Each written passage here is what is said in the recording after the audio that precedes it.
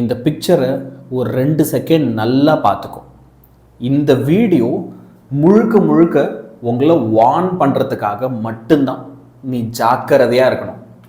உன் மனசில் ஒரு எண்ணம் இருக்கா, இப்போ நீ உன்னோட 100% பெர்ஃபார்ம் பண்ணலனாலும் பரவாயில்ல, எப்படியாவது பப்ளிக் எக்ஸாம்குள்ளே விழுந்து விழுந்து படித்து நான் சூப்பராக மார்க் எடுத்துருவேன் அப்படின்னு உன் மைண்டுக்குள்ளே நீயே நிறைய நேரத்தில் டெஸ்ட்டில் மார்க் கம்மியாகும் போது உன்னை நீயே இப்படி சொல்லி எப்படி உன் மனசு மாற்றிட்டே இருக்கியா, தள்ளி போட்டுகிட்டே இருக்கியா?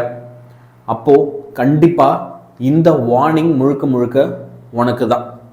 ஃபஸ்ட்டு விஷயம், நீ இந்த இப்போது நடக்க போகிற ஹாஃப் இயர்லி எக்ஸாம் இருக்குல்ல, இந்த ஹாஃப் இயர்லி எக்ஸாமில் நீ ஒழுங்காக படிக்கலை, இந்த ஹாஃப் இயர்லி எக்ஸாமில் நீ எல்லா சப்ஜெக்ட்லேயும் 90க்கு மேலே எடுக்கலை அப்படின்னா அப்போ பப்ளிக்கில் அதை எதிர்பார்க்காத. இல்லை சார், என்னால் அதுக்கப்புறம் நல்லா சூப்பராக படிக்க முடியும், எனக்கு கான்ஃபிடென்ஸ் இருக்குது சார், நான் டிஸ்ட்ராக்ட் ஆக மாட்டேன் அப்படின்லாம் நீ ஃபீல் பண்ணுவ. நீயே ஆசைப்பட்டாலும் சுச்சுவேஷன் ஒன்றை படிக்க விடாது. அதான் பிரச்சனை. அதுக்கு தான் இந்த வீடியோ. நான் ஃப்ராங்காக உங்ககிட்ட ஒரு கேள்வி கேட்குறேன். உனக்கு ஹாஃப் இயர்லி கொஸ்டின் பேப்பர் உன் கையில் வரப்போதில்லை. இந்த ஹாஃப் இயர்லி கொஸ்டின் பேப்பர் உன் கையில் வரும்போது நீ எப்படி ஃபீல் பண்ணணும்னு நினைக்கிறேன்? ஹாப்பியாவா இல்லை சேடாவா? What do you want to feel? அதை எனக்கு முதல்ல கமெண்ட் பண்ணு. நம்ம ஹாஃப் இயர்லி எக்ஸாம் எழுத போகிறோம், எழுதி நம்ம கையில் பேப்பர் வரப்போகுது இல்லையா? What do you want to feel? You want to be happy இல்லை you want to be sad? என்ன பண்ணணும்? கண்டிப்பாக உங்கள் எல்லாருக்குமே ஹாப்பியாக தான் இருக்கணும்னு தோணும் இல்லையா? அதை கமெண்ட்டில் சொல்லு. இப்போது நீ ஹாப்பியாக இருக்கணும் ஹாஃப் இயர்லி எக்ஸாமில் மார்க்கை பார்த்துட்டு அப்படின்னா உனக்கு அதில் நிறைய ஹேர்டல்ஸ் இருக்குது, நிறைய தடைகள் இருக்குது, நிறைய விஷயம் உங்களை எதிர்த்து உங்கள் கூட ஃபைட் பண்ண, உங்களை அப்போஸ் பண்ணி வரப்போகுது. அப்போ அதெல்லாம் என்ன சேலஞ்சுன்னு முதல்ல உனக்கு தெரியுமா? அதெல்லாம் எதிர்த்து சண்டை போட முதல்ல நீங்கள் ரெடியாக இருக்கியா? என்ன ஹேர்டல்னே தெரியாமல் முதல்ல நம்ம ஒரு வாருக்கு போகவே கூடாது. புரியுதா? அதை தான் இப்போ நான் உனக்கு சொல்ல போகிறேன், சரியா? ஆனால் ஒரு விஷயம் ஸ்டார்டிங்லேயே நல்லா புரிஞ்சுக்கோ. திடீர்னு மேஜிக் மாதிரி பப்ளிக் எக்ஸாமில் போய் உன்னால் நல்லா பெர்ஃபார்ம் பண்ண முடியாது. இப்போயிலேருந்து நீ ஆரம்பிக்கலைன்னா நீ டைமை வேஸ்ட் பண்ணிட்டு இருக்க ராஜா. ஓகேவா? ஒரு விஷயம் என் ஹார்ட்டிலிருந்து சொல்கிறேன், நோ சாக்ரிஃபைஸ் நோ விக்ட்ரி. ஒரு சில விஷயங்களை நீ சாக்ரிஃபைஸ் பண்ணாமல், தியாகம் பண்ணாமல் உனக்கு விக்ட்ரி கிடைக்காது. ஓகேவா? அப்போது என்னென்னலாம் நீ சாக்ரிஃபைஸ் பண்ணணுன்றத நீ முடிவு பண்ணிக்கோ. இப்போ நான் சொல்கிறதுல ஒரு சில விஷயங்கள் உனக்கு ரொம்ப ரொம்ப ஹெல்ப்ஃபுல்லாக இருக்கும், ரொம்ப ரொம்ப பொருந்தும். நமக்கு முதல்ல என்னென்ன பிரச்சனை இருக்குது, தடைகள் இருக்குது, ஹேர்டல்ஸ் இருக்குது அப்படின்னு பார்த்துருவோம். ஹேர்டலே உங்களுக்கு என்ன அப்படின்னா டைம் தான். இப்போது இது உனக்கு மிட் டேர்ம்லேயே நடந்திருக்கும். என்ன? எக்ஸாமுக்கு ஒரு நாள் முன்னாடி, எக்ஸாமுக்கு அதாவது நாளைக்கு காலையில் எக்ஸாம், இன்னைக்கு சாயந்தரம் 6 மணி 7 மணிக்கு படிக்கணும்னு ஒரு வெறி வருது இல்லை? ஆனால் உனக்கு நடந்திருக்கும் அது. நீ படிக்க உட்காந்தனா கண்ணை மூடி கண்ணை திறக்கிறதுக்குள்ள 1 மணி நேரம் 2 மணி நேரம் 3 மணி நேரம் போயிடும். நைட்டு 9 ஆகிடும், 10 ஆகிடும், 11 ஆகிடும். ஆனால் அந்த டைம்குள்ளே நம்ம என்ன படிக்கணும்னு நினச்சோமோ அதை படிச்சிருக்க மாட்டோம். ஒவ்வொரு செகண்டும் சின்சியராக தான் படிப்போம். ஆனால் நீ படிக்க படிக்க டைம் இன்னும் வேகமாக போயிட்டே இருக்கும். படிக்கணுன்ற இன்டென்ஷன் இருந்தாலும் ஃபுல் போர்ஷனையும் உன்னால் படிக்க முடியாமல் ஒரு சாப்டர்லேயும் ஏதோ ஒரு கொஸ்டின், அதில் ஒரு வார்த்தை தான் உனக்கு புரிஞ்சிருக்காது, ஒரு ஸ்டெப்பு தான் தெரியாது. ஒரு நாள் ஃப்ரீயாக படிச்சிருந்தனா அன்றைக்கி அது எப்பயோ படித்து முடிச்சுட்டு இருப்பேன். லாஸ்ட் மினிட்ல ஐயோ அடுத்த கொஸ்டின் போகணுமேன்ட்டு இந்த ஒரு ஸ்டெப் புரியலன்னு அந்த கொஸ்டினை விட்டே போயிடுவேன். உன் கெட்ட நேரம் எத்தனை பேருக்கு அது எக்ஸாமில் வந்திருக்கு? ஒரே ஒரு கொஸ்டின், அதில் ஒரு ஸ்டெப் தெரியல, அவசரத்தில் படித்தோம், அவசரத்தில் இல்லையா? எக்ஸாமில் வந்துச்சா அந்த கொஸ்டின் அப்படியே விட்டு வந்தோமா? ஒவ்வொரு வாட்டியும் இப்போ படிக்க வேணாம் அப்புறம் படிச்சுக்கலான்னு சொல்கிற உன்னோட மைண்டு உங்ககிட்ட என்ன பண்ணும்? பேப்பர் வந்ததுக்கப்புறம் அப்போவே படிச்சிருக்கலான்னு அது மாறிடும் இல்லையா? அப்படியே உன்னை என்ன பண்ணிடும்? மாற்றி விட்டுரும், உன் மேலே பழி போட்டுரும். அதே மைண்டு தான் சொல்லியிருக்கோம் அப்புறம் படி அப்படின்ட்டு. இப்போ பேப்பர் வந்ததுக்கப்புறம் என்ன சொல்லும்? நீ முன்னாடியே படிச்சிருக்கணும்னு உன் மேலேயே பழி போடும். இந்த வாட்டி உன்னோட ரொம்ப பெரிய எதிரி எது அப்படின்னா டைம். இப்போ இந்த வீடியோ நீ பார்த்துட்டு இருக்கனா உனக்கு ஹாஃப் இயர்லிக்கு தயவு செஞ்சு டைம் இருக்குன்னு அர்த்தம். இன்னொரு 15 நாள் இருக்கு, 18 நாள் இருக்கு, 15 நாள் இருக்கு கேரண்டியா. அப்போ இந்த 15 நாள் நீ என்ன செய்யணும்? கரெக்டாக ப்ராப்பராக யூஸ் பண்ணு. You have to start early. Last மினிட்ல எக்ஸாமுக்கு ஒரு நாள் முன்னாடி போய் நான் படிக்கிறேன்னு உட்காராத. தயவு செஞ்சு இப்போவே ஸ்டார்ட் பண்ணு, ஏர்லியாக உடனே ஸ்டார்ட் பண்ணு, லேட்டே பண்ணாது. Hurdle number 2 syllabus. இப்போ மிட் டேர்ம்ல நிறைய பேர் நல்ல மார்க் எடுத்திருப்பு, 90 எடுத்திருப்பு, 95+ எடுத்திருப்பு. நிறைய பேர் வந்து நம்ம சேனல்ல கமெண்ட் போட்டீங்க, பேரண்ட்ஸ்லாம் கூட வந்து கமெண்ட்ஸ் பண்ணியிருந்தாங்க. நான் ரொம்ப ஹாப்பி உண்மையாலுமே. நிறைய பேர் 60ஸ்ல 70ஸ்ல இருந்தவங்களாம் 90க்கு வந்துட்டேன். ஆனால் இது மிட் டேர்ம் கண்ணா. மிட் டேர்மில் நீ 90 எடுக்கிறது பெரிய விஷயம் இல்லை, ஹாஃப் எலியில எடு. 95+ ஹாஃப் எலியில எடு. மிட் டேர்மில் என்ன 2 சாப்டர் 3 சாப்டர் 4 சாப்டர் அவ்வளோதானே கொடுத்தாங்க. மொத்த புக்கில் இருந்து 4 சாப்டர் மட்டும்தான் டெஸ்ட் எழுதணும். ஹாஃப் எலியில முழு புக்கும் எழுத போகிறோம். இது பப்ளிக் எக்ஸாமோட ஒரு ரிஹர்சல். பப்ளிக் எக்ஸாமோட ரிஹர்சல். ஃபுல் போர்ஷனை நீ முடிக்கணும். எப்படி முடிப்ப?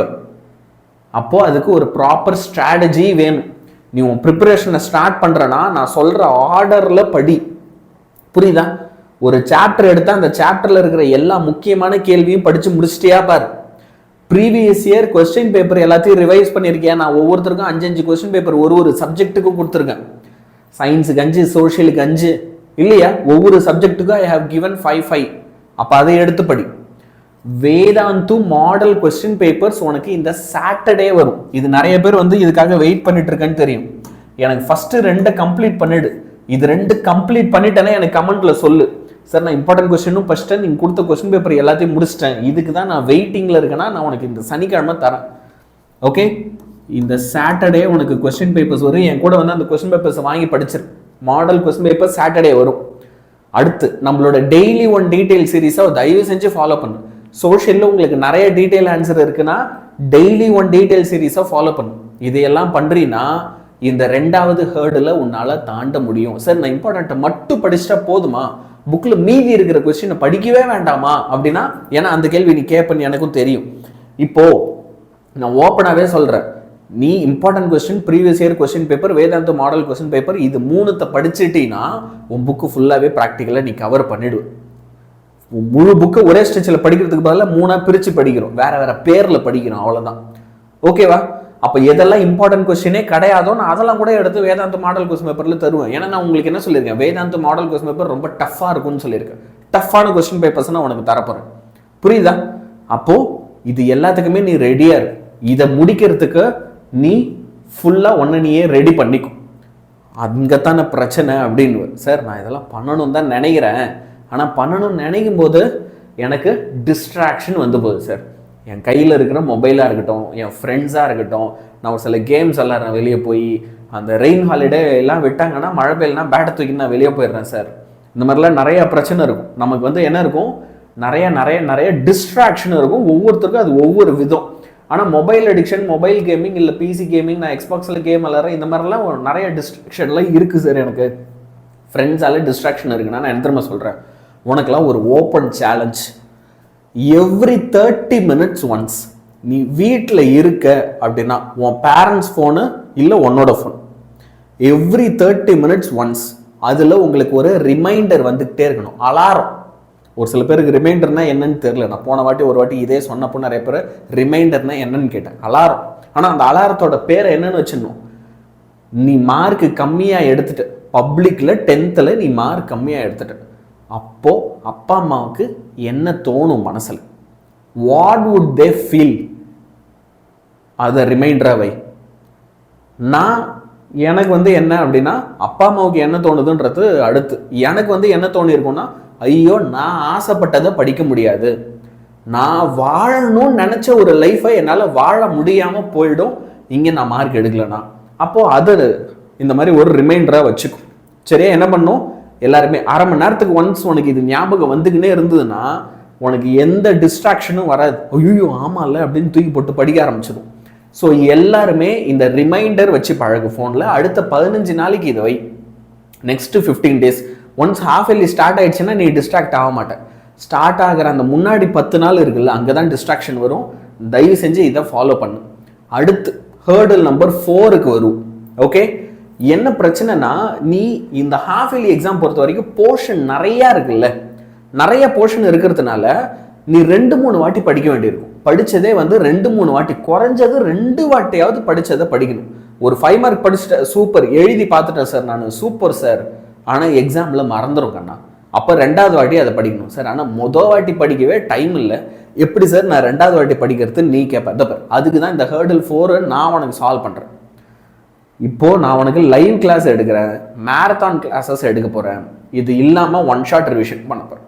இது இல்லாமல் என்னது 1 ஷாட் ரிவிஷன், மேரத்தான் லைவ். மேரத்தானில் வீக்கெண்டில் வந்துடும். சரியா? தயவு செஞ்சு இதெல்லாம் என் கூட வந்து அட்டன் பண்ணு. நீ ஏன் தனியாக படிக்க உனக்கு வந்து 1/2 மணி நேரம் ஆகுதுன்னா நான் 10 நிமிஷத்தில் முடிச்சுத்தரேன். நீ 1/2 மணி நேரத்தில் பண்ணுற வேலையை என் கூட சேர்ந்து நீ 10 நிமிஷத்தில் முடி. ரீகால் பண்ணுறதுக்கு, திரும்ப 2வது வாட்டி ரிவைஸ் பண்ணுறதுக்கு நீ மேரத்தான் செஷன் 1 ஷாட் செஷன்லாம் பார்க்கறது பெஸ்ட்டு. நீ என் கூட தான் பண்ணணும்னு அவசியம் இல்லை. வேறு ஏதாவது ஒரு யூடியூப் சேனல் எடுக்கிற டீச்சர் சொல்கிறது எனக்கு இன்னும் நல்லா புரியுது, தாராளமாக ஃபாலோ பண்ணு. At the end of the day நீ நல்ல மார்க் எடுக்கணுன்றது தான் இங்கே கோல். புரியுதா? அப்புறம் இதை கரெக்டாக எக்ஸிக்யூட் பண்ணு. இப்போ இன்னொரு குட்டி விஷயம், நீ மோட்டிவேட்டடாக இருக்க த்ரூ அவுட் திஸ். இப்போ நான் சொன்னதெல்லாம் தாண்டி நீ சூப்பராக மார்க் எடுக்கணும், அதுக்கு நீ மோட்டிவேட்டடாக இருக்க. நான் வந்து உனக்கு என்ன தரேன், உன் ஃபோன் வச்சுருக்க அப்படின்னா, ஏன்னா அங்கே தானே நமக்கு வந்து டிஸ்ட்ராக்ஷனே ஆரம்பிக்குது. நான் என் ஹார்ட்லேருந்து ஒரு விஷயம் சொல்கிறேன், நோ சாக்ரிஃபைஸ் நோ விக்ட்ரி. நான் வந்து என்ன பண்ணியிருக்கேன், ஒரு 4 வால்பேப்பர் இதில் ஒன்று போட்டிருக்கேன், ஒரு 4 வால்பேப்பர் தரேன். இனிமேல் ஃபோனில் மொபைலில் அதே வால்பேப்பராக வச்சுக்கும்.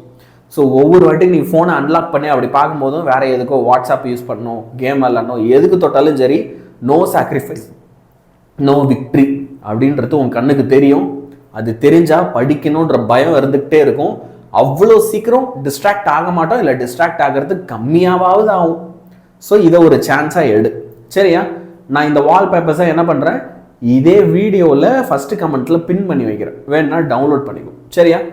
இப்போ நான் சொன்னதெல்லாம் நான் கொடுத்துருக்க வார்னிங், ஒவ்வொரு வார்னிங்கையும் உன்னோட ஹார்ட்டில் எடுத்துக்கிட்டு இந்த எக்ஸாமில் கரெக்டாக சூப்பராக ப்ரிப்பேர் பண்ணுறதுக்கு ரெடி ஆகு. அவ்வளோதான் நான் சொல்லுவேன்.